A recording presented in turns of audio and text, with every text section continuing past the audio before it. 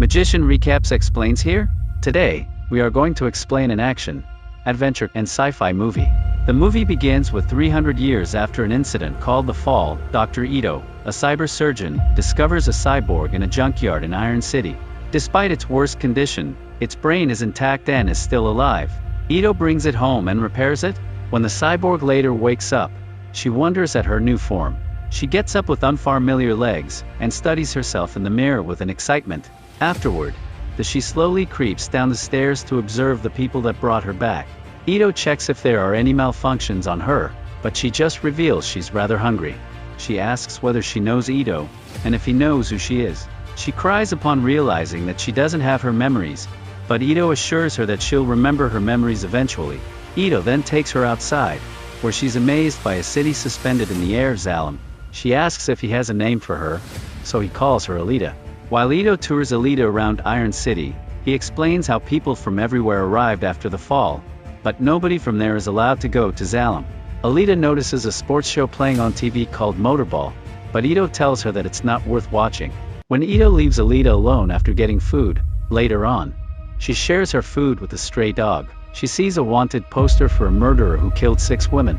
A large police robot known as a Centurion arrives, but instead of stepping aside, Alita poses for battle, so Hugo pushes her to safety. However, the dog is still in the Centurion's way. Afterward, Hugo commends her skills and realizes that she's a cyborg.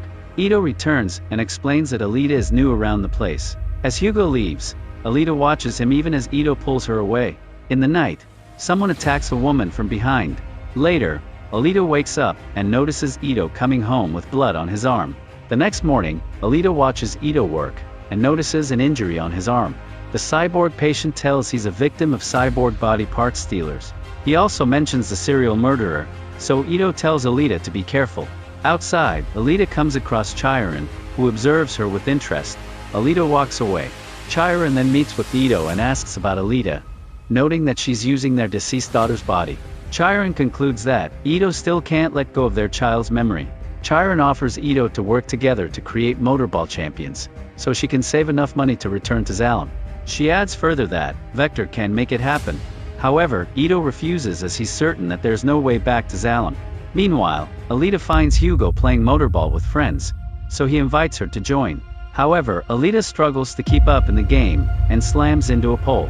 When she tries scoring, Tanji knocks Alita down and steals the ball. Determined to score a point, Alita kicks Tanji's feet, making him stumble and allowing her to steal the ball and score. Later on, Hugo offers Alita a ride home. While they bond, Hugo points out Zappin, a bounty hunter known as a hunter warrior whose sword catches Alita's attention. That night, Alita notices Ito going out, so she follows and sees Ito stalking a cloaked woman. He readies his weapon, so Alita jumps to stop him. However, Ito realizes it's a trap when they get cornered by Gruishka and Romo, who recognizes Ito as a hunter warrior. Ito pushes Alita aside as he fights but is immediately beaten when the cloaked woman, Nishiana, reveals herself to be an enemy. Ito tells Alita to run, but instead, she leaps at Romo and punches him to death. Nishiana reveals her cyborg body and swings her blades at Alita. Meanwhile, Ito attacks Gruishka but is no match against him. After rolling away from Nishiana's onslaught of attacks, Alita kicks her to the wall, bashing her head in. Gruishka then challenges her. Alita evades his fists and kicks him on the head. As she descends to land, Alita sees a memory of herself in a battle where she's called 99. Alita's kick breaks Gruishka's arm, but he escapes. Afterward, Ito claims the bounty on Nishiana, explaining that he uses the money to offer free repairs in the clinic. Alita confronts him about her memories, so Ito confesses that Alita's body and name belonged to his deceased daughter. His daughter was wheelchair-bound, so Ito built her a cyborg body. However, the real Alita was murdered after one of Ito's crazed patients broke into the clinic, and it's actually the reason why Chiron left him. Ito exacted vengeance, but he got no peace even after killing his daughter's murderer, so he registered as a hunter warrior. Ito reveals that Alita's heart is powered by an antimatter microreactor that can power Iron City for years. Since the fall, the technology hasn't been made, so Ito concludes that Alita is over 300 years old. In Vector's place, he demands Chiron to make Motorball champions for him. Gruishka suddenly bursts through the window and begs for repair. Though Chiron refuses to, she reconsiders when he says Alita did it to him. The following day, Chiron notices that Gruishka is wired. Although Vector isn't interested in helping, his disposition changes when Gruishka speaks in the voice of Nova, a powerful scientist in Zalem. When Nova asks what happened to Gruishka, Vector and Chiron explain that Alita defeated him, though perturbed how she has such force. Nova deduces that Alita's knowledge of the Panzer-cursed fighting techniques allowed her to do such damage. Nova orders Chiron to rebuild Gruishka so he can bring Alita to him dead. Nova then transfers to Vector's body and promises that he'll bring Chiron to Zalem if she pleases him. Meanwhile, Ito and Alita discover that Gruishka is off the bounty list, so someone must be protecting him. Immediately, Alita insists on becoming a hunter-warrior to remember her past. Ito refuses to let her, so she runs away.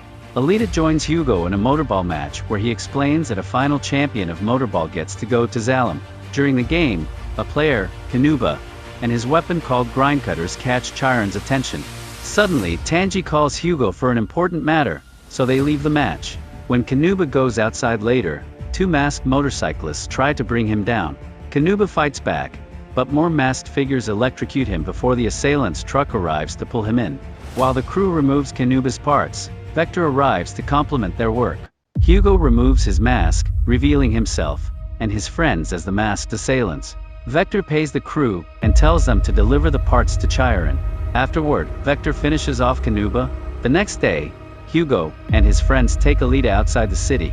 They explain how the war wiped out everything outside Iron City, and all the Sky Cities fell after going against the United Republic of Mars. Only Zalem survived that war. They show her a sunken warship, hoping to trigger Alita's memory. Alita hurriedly recognizes it and treads into the water to get inside. Slowly crawling through the damaged ship, she rises from the water and reaches the command deck. She opens another room with a huge orb inside and instinctively navigates the control board. The orb then unveils an unused cyborg body. Alita takes the body to Ito and asks him to replace her body with it, but he refuses. Ito finally reveals that she's a Berserker, one of the most advanced cyborg weapons ever created, hence why he won't unite her with the body. Tearfully, Alita leaves. Alita registers as a hunter-warrior herself. Later on, Alita goes to a bar for bounty hunters with Hugo. Zappin notices her and warns that she'll be competing with them for kills. Alita is not swayed and instead asks the hunter-warriors for help in defeating Gruishka. The others merely laugh at the notion. Zappin then mockingly offers to train Alita, but she declines training with someone who spends all his money on his face. Insulted, Zappin threatens her, but she quickly smashes his head on a table. Zappin swings his blade at Alita, so she kicks him back. Alita turns to the hunter-warriors, saying she's not impressed by the so-called heroes of Iron City. She challenges everyone, and they must help her cause if she beats them. She kicks the hunters' drinks on their faces, instigating a brawl. Ito arrives and tries to intervene. He threatens to stop repairing everyone for free, so everyone stops fighting. Suddenly, the newly repaired Gruishka arrives, and Hugo immediately sees the grindcutters on him. Nobody wants to fight Gruishka because he doesn't have a bounty on his head. When the stray dog that Alita saves starts growling at Gruishka, he commends its courage but kills it. Though Thierry, the hunter-warrior, McTeague, who has an affinity for dogs, still refuses to fight, using the dog's blood to mark her face for battle. Right away, Gruishka attacks with his grindcutters, so Alita evades them. Gruishka makes a hole on the floor before jumping down, and dares Alita to follow, so she does. Underground, using his new weapon, Gruishka continuously attacks Alita, who evades. When she tries to attack him head-on, Gruishka manages to cut Alita's body into pieces. Suddenly, she sees another memory where her martial instructor, Gelda, told her that Nova was the enemy. In the present, Alita uses her remaining arm to push herself up and pierce through Gruishka's eye. But before Gruishka can retaliate, Ito and Hugo arrive. McTeague unleashes his cyborg dogs on Gruishka as vengeance for the stray dog, forcing him to flee. With no other choice, Ito reunites Alita with the Berserker body, which shifts to Alita's subconscious image of herself. When she wakes up in her new body, she immediately thanks Ito and shows it off. Alita soon walks with Hugo to show off her body's new features. After noting that she's a lot more touch-sensitive, Hugo makes Alita close her eyes as he leans to kiss her. Meanwhile, Hugo assures that he's working hard to get Vector 1,000,000 credits to send him to Zalem, but Vector is interested in discussing Alita. Hugo suggests that Alita should join Motorball and become a champion. Soon Alita gets ready for the game while Ito adds safety gears on her since he doesn't know how to fix her technology. Unknown to them, Vector has employed the help of hunter warriors to kill Alita while playing motorball. Meanwhile, Hugo calls out to Tanji, who's currently stealing parts from a cyborg. As Tanji confronts him, Hugo admits that he wants to quit what they're doing. The friends get into a scuffle but stop when Zappin arrives. Tanji tries to defend Hugo, but Zappin quickly slices Tanji in half. Immediately, Hugo throws fiery ammunition at Zappin and escapes. Meanwhile, Ito notices that the players aren't challengers but hunter warriors. Seeing Alita enter the game's field, Vector is glad that Hugo brought her right to them. Before motorball starts, Ito warns Alita that her opponents are out to kill her. Though outmatched, she still decides that she can take them all. As the ball is launched, Alita rushes for it while her opponents immediately jump her. Amidst the battle, Hugo calls Alita for help against Zappin, so she leaves to save him. Zappin catches up to Hugo, but Alita kicks him off. However, Alita sees Hugo on a bounty sign, hinting that he's wanted for murder. Hugo confesses that he jacked cyborgs for parts but asserts that he never killed anyone. Alita still chooses to protect Hugo, and slams Zappin on the wall. Hugo confesses that he tore cyborgs apart, though he assures her that he wanted to quit because he loves her. Chiron finds the two, but when Vector calls her, she tells him that they're gone. When Alita goes outside, she presents Hugo's head. However, Zappin realizes that Hugo's head is attached to Alita's body, keeping him alive. Zappin tries to take Hugo, but the Centurions mistake this as him stealing another's bounty, allowing Alita to take his sword and slice his face. The next day, they attach Hugo's head to a cyborg body with Chiron's help. Ito reveals that the only way to get to Zalem is by becoming a motorball champion. Ito confesses that he was born in Zalem, but Nova exiled his family because of their daughter's illness. Meanwhile, Vector questions why Chiron let Alita go. Chiron contends that she's a doctor and a mother, thus, she quits her partnership with him. Finally, Alita leaves to confront Vector. When Centurions demand her surrender her weapon, she uses Zappin's blade to slice at them easily. She soon drops into Vector's office. Suddenly, Gruishka arrives and hits Alita. While in pain, Alita sees a glimpse of when she fought against Zalem. A barrier wiped out her team on the tube that connected Zalem to Iron City. When she almost fell, Gelda held onto her, reminding her to finish the mission and destroy Zalem. Alita's body regenerates from Gruishka's attack. Gruishka strikes her again, but Alita slices his grind cutters, then cuts his body in half. Vector then pleads for his life. Pissed, she kills Vector's body. Months pass, and Alita is now a contender in the Motorball Champions League. Despite a chance to go to Zalem, she's still grieving her loss. As she steps into the arena, all eyes are on her, including Nova's. Subscribe to watch more videos like this. We are recapping action and dystopian crime movie. Let us start right away. In New Orleans, a ship called Genesis arrives at the docks to deliver several containers of mysterious cargo, which will be distributed throughout the city. Meanwhile, Biggie gathers a bunch of dealers, including Nude, and presents them with the latest drug called Power, as it gives people a special ability for 5 minutes. Biggie gives the drug to the dealers for free, and even lets them sell it at any price they want. Sometime later, Robin sneaks out of her home to sell some power on the streets. 3 teenage boys notice she's a small girl, so they try to outnumber her to steal the drugs. A fight continues as Robin tries to defend herself, but in the middle of the struggle, they're interrupted by police officer Frank, who makes them stop by showing his gun. Frank takes the power and arrests Robin, causing the guys to run away. Once they're alone, Frank lets go of Robin, and reveals he's her friend. He buys power from her and even gives her an old motorbike as a birthday present. The next day, Art goes to an apartment in the slums to look for Nude. Using a trick to open the lock anyway, Art makes his way inside and discovers Nude has become incredibly disfigured because of his addiction. He's also keeping a huge stash of power in his apartment with an alligator as a guard. Art threatens Newt with a weapon. While Art steals Newt's phone, Newt runs to hide in another room, and takes power to activate his ability, which sets his whole body on fire. After a failed attack that starts a fire in the room, Newt starts chasing Art through the building, causing him to fall off an edge. But Art manages to hold on at the last second, and jumps into the lower floor while Newt feels his body weaken, so he takes 3 more doses, and goes after Art, only for a neighbor to throw water at him. Art uses the chance to rush to the bathroom, and soak his jacket with water, so when Newt comes for him, Art covers him with the jacket and pushes him into a fill tub. At first Newt refuses to talk, So Art starts punching him until he confesses he got the power from Biggie. At that moment, Newt's body starts shaking, so Art runs away right before Newt explodes. This causes him to have flashbacks of a car accident he was in with his daughter. Meanwhile, Robin checks on her sick mother Irene before going to school. While in class, Robin texts Newt to ask for more power, and the one responding is Art using Newt's phone. Suddenly the teacher calls her out for not paying attention, and asks her how she expects to have a future.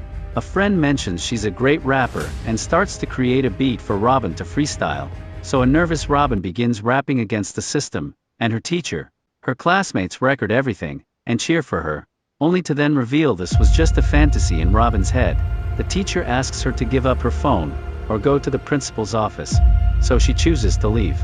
Later on, the cops surround a bank where a criminal has taken hostages with a mysterious power. Frank takes over a coworker's spot, and when nobody is watching, he takes power, and starts a timer on his watch. He goes inside through the back door, and finds the hostages, unaware that the thief is moving nearby unnoticed, because he has camouflage powers. The guy hits Frank to knock him down, then runs away with the money. So Frank immediately starts chasing him by following the bags. As his skin continuously changes colors, the thief runs and hits a few civilians before stealing a bicycle. A car ends up crashing against him, so he drops the bike, and gets on a tram instead. When he checks the bag, a powder bomb explodes, and gives away his location. So now Frank follows him on the bicycle. The driver stops when Frank shows his badge, and the thief runs away again, going through a cafe, before ending up in an alley. Frank follows him, and falls, allowing the guy to take his gun, and shoot him. However, Frank's power is to be super tough, and the bullet just bounces, allowing Frank to quickly recover, and finally grab the guy, beating up him with extra strength until his captain makes him stop. After everything is over, the captain scolds Frank for using power, and asks for his gun and badge. Frank points out that criminals have an advantage over them if they have superpowers, so this is the only way to fight fairly. The captain decides to give Frank a picture of Art and tells him he's believed to be the source of power, so they need to catch him to end their problems. In the evening, Art waits in the restaurant where Robin usually meets Newt. When Robin arrives, he watches her from afar but doesn't approach her. Robin doesn't see Newt and decides to leave, only to find her bike tire has been slashed. Suddenly, Art grabs her, and throws her in the trunk of his truck to then take her to a secluded area, threatening to go after Irene if she doesn't talk. Robin agrees to cooperate and is let out, telling him she got the power from Newt but doesn't know anything else.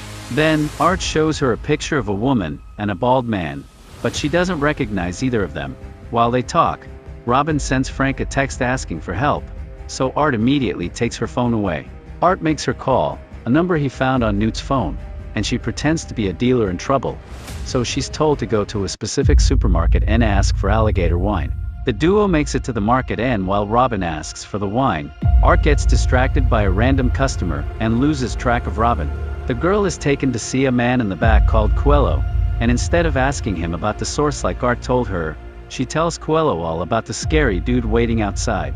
Coelho takes some power, and goes to confront Art, who threatens Coelho with scissors. His henchmen immediately come to help him, but Art turns out to be an excellent fighter, and goes hand to hand against everyone with ease. At the same time, the office Robin is in starts moving, and it's revealed the room is inside a huge truck, which is trying to leave. Once all the henchmen are down, Art tries checking on Robin, allowing Coelho to shoot him by surprise. The bullet hits Art, but he keeps on moving. However, the pain causes him to start hallucinating and think Robin is his lost daughter, Tracy.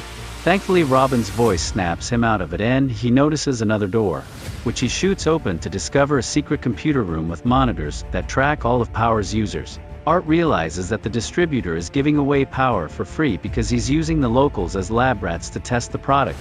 They also find a notification that mentions a presentation happening in around 2 hours. Robin tries to escape, and finds the doors locked, so she grabs a brick to break it. However, Art begs for help, and confesses he just wants to find his daughter as he offers Robin a bunch of money before passing out. Moments later, Art wakes up in a vet's office, where Robin is stitching his wounds. Once he's better, he leaves for the special event, and Robin forces him to take her with him by stealing the car keys. In the meantime, Frank is worried about Robin, and goes to her home, only to overhear some cops harassing Irene. Frank sneaks into the house through the window, and changes clothes to pretend to be Irene's lover coming to her defense. He whispers to her that he's Robin's friend before confronting the cops, asking them to show their badges and a warrant for the camera. The cops immediately leave, so Frank runs after them and uses some tape to stick the phone to their vehicle. That way he can track them down. On the way to the event, Art explains he used to be a soldier and was put in experiments for power by a corporation called Teleus. He took power once and almost killed him, but he survived, unlike his army friends. Eventually, he quit and started a new life. But when Tracy was born, she had permanent powers because the component was already an Art seed. When Teleus heard about this, they wanted to take Tracy away to experiment on her, so Art tried running away with her. Unfortunately, they were followed and the henchmen forced their car to crash. Art got stuck and couldn't move, so he had to watch Tracy kidnapped. As he shares the story, the memory mixes with reality, and he starts driving like crazy, but fortunately, Robin snaps him out of it before they crash. Eventually they make it to the presentation location, and Art makes Robin wait outside. When Art gets in, a guard tries to stop him because he isn't on the list, so Art quickly knocks him out and finds a Teleus card among the paperwork. Then Art takes the guard's jacket and sneaks into the presentation pretending to be an employee. Biggie is presenting power to a South American cartel leader, explaining his goal is to reach the next evolutionary step. They've taken the DNA from different animals to gather the best survival skills so humans can have them too. And Biggie hopes that with his guest's investment, one day they can create a permanent version of power. Meanwhile outside, Frank gets to Robin, and tries to convince her that Art is behind power, but she refuses to believe him. Biggie asks a woman to get inside a tank, and take some power. Her skin immediately begins getting frosty and it's revealed she can control her body temperature, while she breathes frost on the glass for fun. Then Art approaches Biggie with a gun hidden under a tray, but Biggie recognizes his face. Art tries to threaten him, but at that moment an employee finds the body and screams, so he hits him and grabs him hostage instead. A bunch of people in the room take out their weapons and Art threatens to kill Biggie, but the cartel lady doesn't care and tries to leave with a case of power. Then more of Biggie's men come in to stop the lady, and one of them takes a dose of power, only to immediately explode.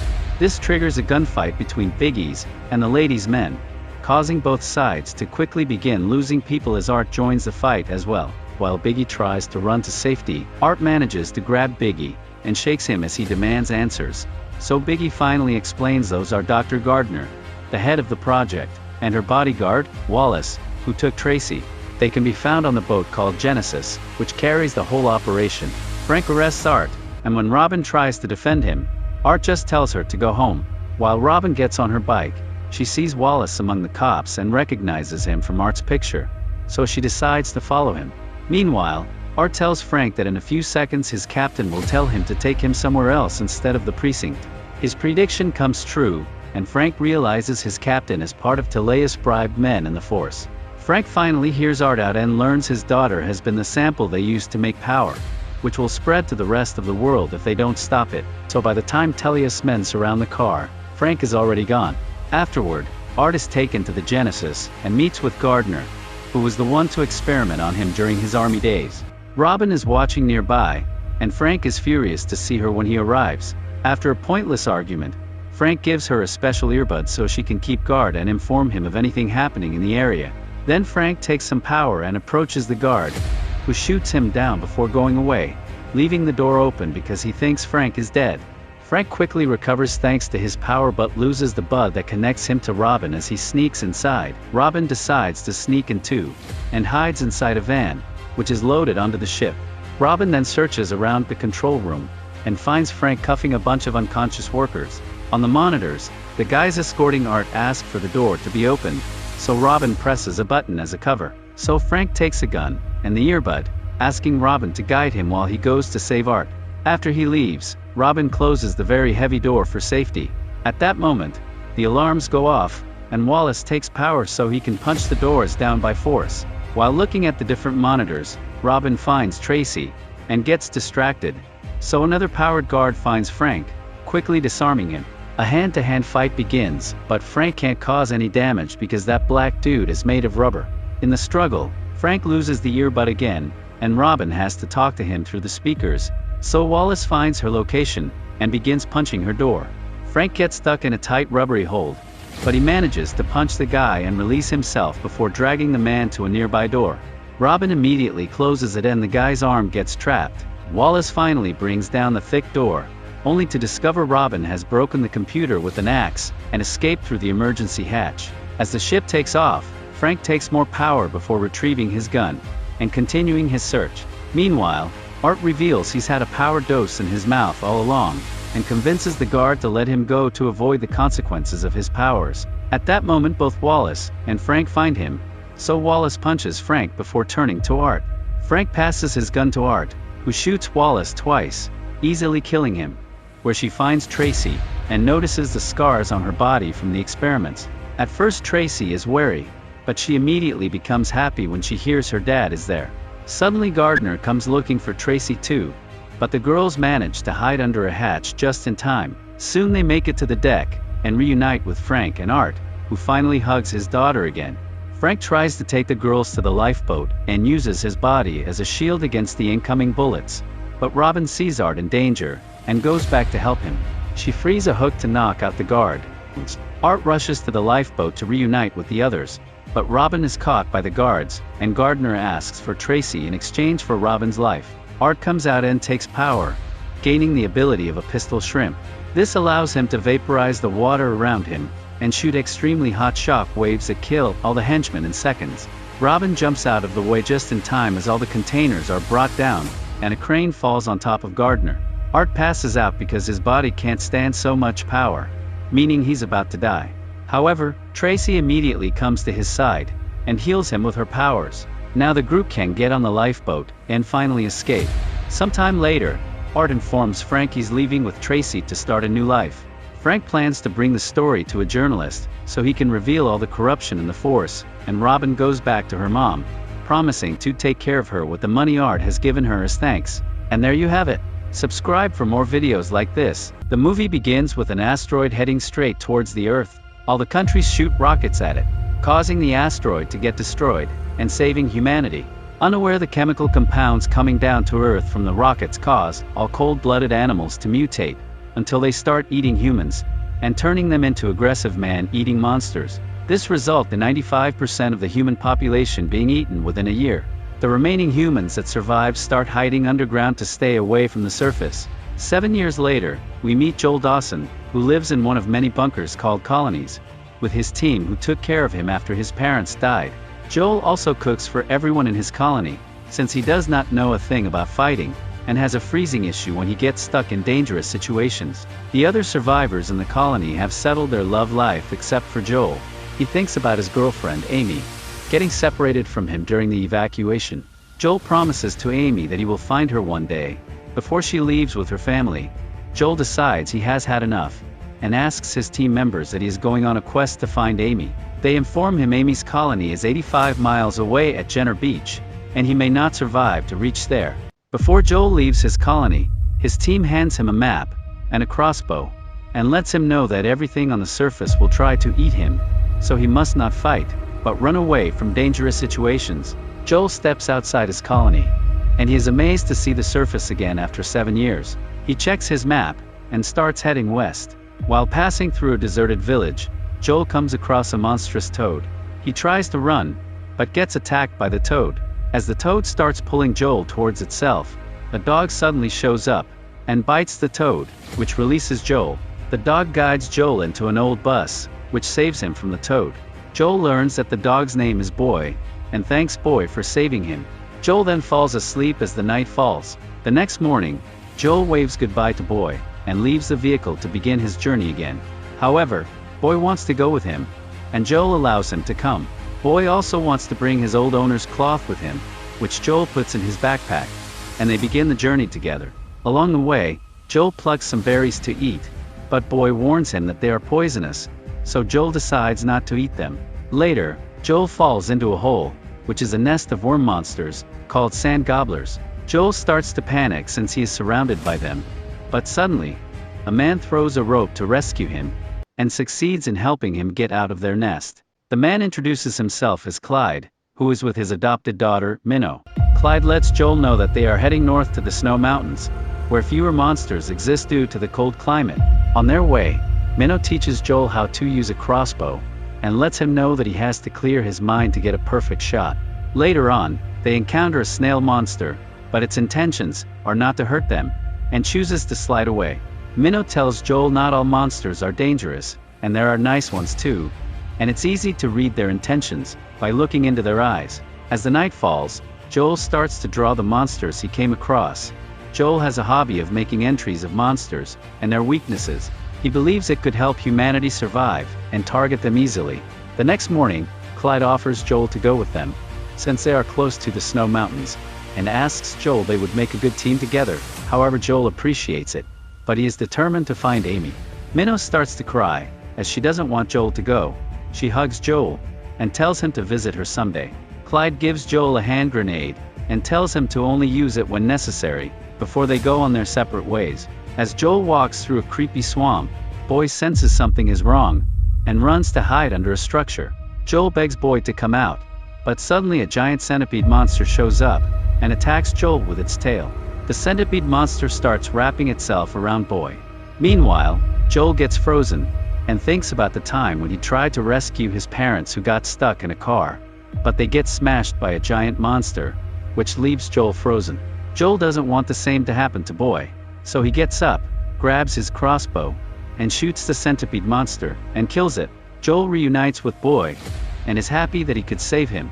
At night, as it begins to rain, Joel takes shelter in an abandoned motel, where he meets a robot called Mavis, who got stuck there for years, since a monster damaged her legs. Mavis tells Joel she only has 50 minutes of power left before shutting down. She asks Joel what he's doing outside his colony, and he replies that he is on a journey to find his girlfriend.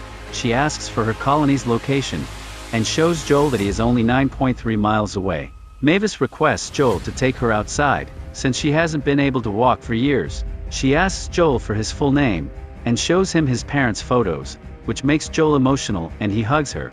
A moment later, Mavis runs out of power. Joel thanks her for everything, and buries her the next day, before continuing his journey. Later, they get attacked by Queen Sandgobbler, so they begin to run, while being chased by it. They are able to hide inside a tree trunk. Boy sees his old owner's cloth, and runs to grab it, which gives out their location to the Queen Sandgobbler. Joel grabs the hand grenade that Clyde gave him, and throws it at the Queen Sandgobbler, causing it to explode. Joel falls into a river, and sees Boy holding his owner's cloth on the other side of the river. As he gets out of the river, he finds out that he has poisonous leeches all over his body, and takes them off. Joel yells at Boy and blames him for getting them into trouble, causing Boy to run away. Later, Joel begins to hallucinate from the poison of the leeches, and falls unconscious while seeing something approaching him. When Joel wakes up, he realizes that Amy found him when he was unconscious, and brought him to her colony. Amy reveals to Joel that they are leaving their colony with an Australian yacht captain, who came to rescue them. Joel also finds out everyone in Amy's colony is old, and Amy has been taking care of them all. Joel meets the crew members of the yacht, Dana and Rocco, and the captain himself, Brooks Wilkinson, who claims to be an Australian Navy, and shows Joel his yacht, which appears to be old. Brooks also invites Joel to a party they would be having later. Amy then tells Joel that she appreciates him traveling 85 miles for her, but she no longer has romantic feelings for him, as she has already lost someone special to her. Joel feels heartbroken, and calls himself an idiot. Amy apologizes to Joel, and offers him to go with them, but Joel decides that he wants to go back to his colony, so he contacts his colony. They are happy that Joel survived his journey, but they inform him that their bunker has been breached multiple times by the monsters, which concerns Joel. He lets them know that he is coming back. Brooks sends Joel some berries and beer. He grabs a purple berry, and recognizes it being a poisonous berry. He becomes doubtful of Brooks, and rushes to warn everyone about the yacht crew.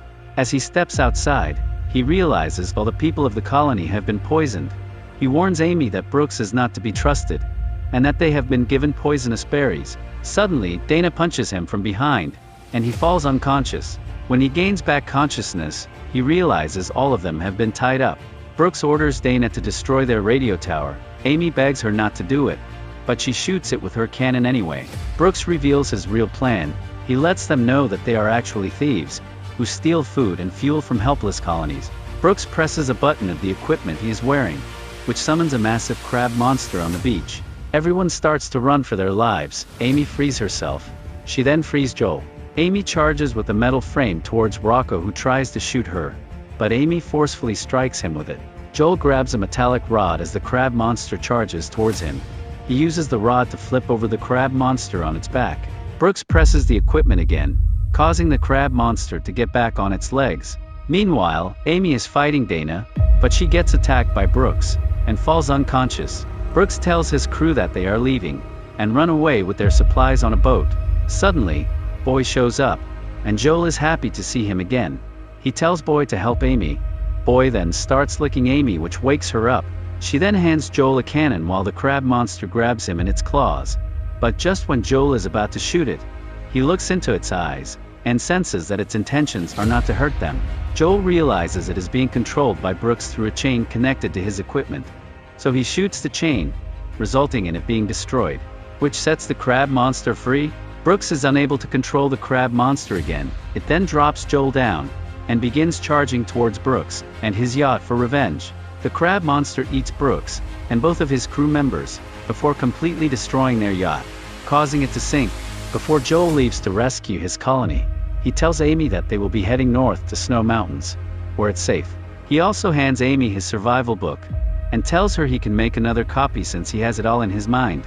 Amy then gives him a romantic kiss, and promises him that she will find him before he leaves. Joel goes back through all the dangerous lands that he traveled before. He finally makes it to his colony, where everyone is so happy to see him again, and they start hugging him. Joel then sends a global message to all the colonies, and shares his experiences, and lets the world know, if he could survive on the surface, anyone can do it, and that he is done hiding, which inspires everyone to leave their colonies, to conquer back their world. Joel's colony also leaves their bunker, and starts heading north. If you enjoyed the video, subscribe for more, turn on the notifications, and leave a like, which also helps the channel out. Thank you for watching. Like the video, smash that subscribe button, and turn on the notification bell to join our magical movie family.